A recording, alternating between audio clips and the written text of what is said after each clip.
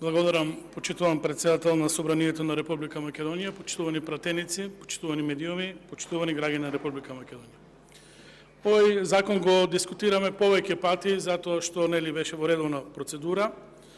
Инаку законот трпи неколку промени во своето постоење. Ова е четврти пат како го продолжуваме рокот за легализација на одредени трактори, машини, приколки, мотори и така натаму, значи за определена категорија на моторни возила, со цел тоа што е нелегално, а е во државата, да може да се легализира, односно да се стави во возниот парк на Република Македонија и соодветно да може како тако да функционира.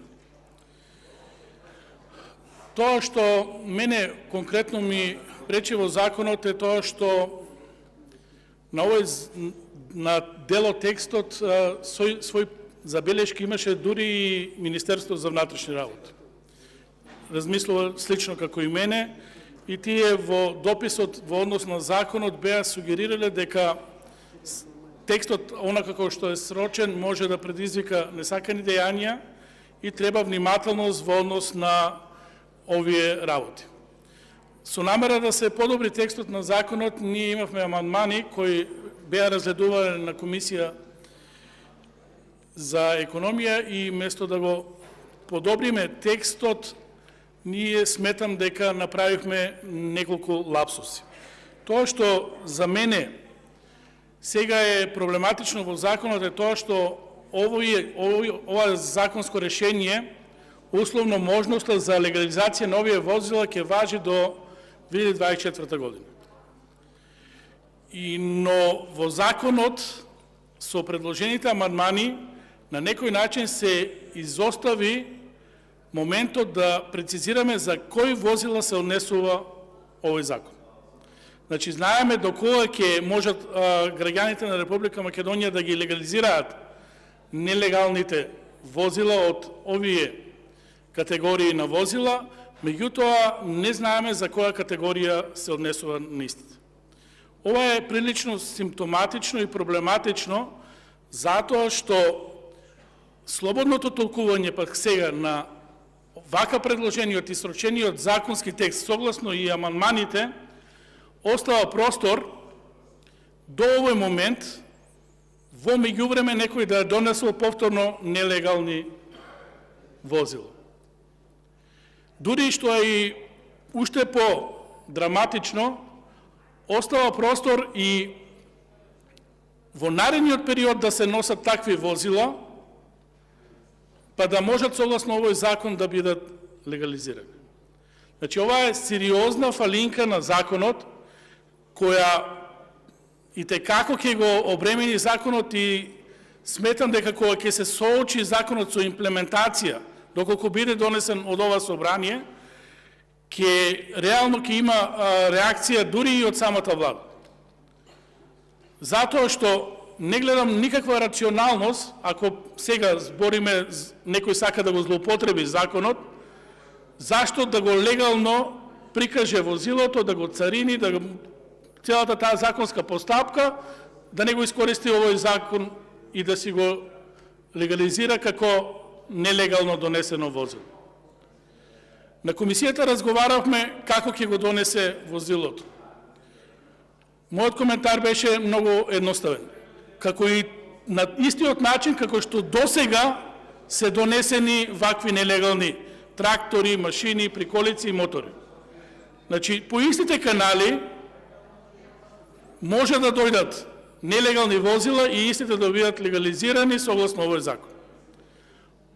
Ова представува сериозна фалинка на законот, која немаше сенс да се исправи, меѓутоа може да произведе многу проблеми во иднина. Особено што тука се и моторите со 4 тркала, моторите генерално сите, и ова веќе не е потреба за земјоделци, за машини, за некои специализирани машини, туку ова е класичен луксус. На некој начин овозможуваме легализирање на возила, на мотори кои нема да се знае од каде потекнуваат, како се дојдени во државата, по кои канали и току амблок ќе ги само легализираме, односно ќе добијат регистарски таблички. Не држи коментарот дека овој закон се носи во интерес на земјоделците, тоа е точно до некој момент, меѓутоа коментирав дека ако сакаме реално да ја помогнеме на земјоделците, треба да ја овозможиме пристап до современа механизација. Треба да ја овозможиме да земјоделците го современат процесот на производство, односно да го зголемат продуктивноста во своето работење. Тоа секако нема да се случи со стари, нелегализирани, дотраени трактори со сумнително потекло, кои се носат од секаде, од Европа и така натаму.